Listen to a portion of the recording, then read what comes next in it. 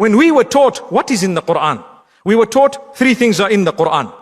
Number one, rules and regulations connected to our lives. There are a certain number of verses. Those are gathered also in a book. They say Ayatul Ahkam fil Quran. It's there. The verse, it doesn't mean they don't believe in the rest of it. They are only teaching you one subject. That's it. Secondly, there are verses. Number one, like I said, the rules and regulations between us. Whatever happens between us, Allah has judged already and given decision and so on. Number two, Allah has prophecies of that which is to come after us. Qiyamah and so on, what's going to happen and so on. All of that is mentioned in the Quran. And number three, Allah has mentioned stories of those of the past. One day I explained this in another masjid in the same city.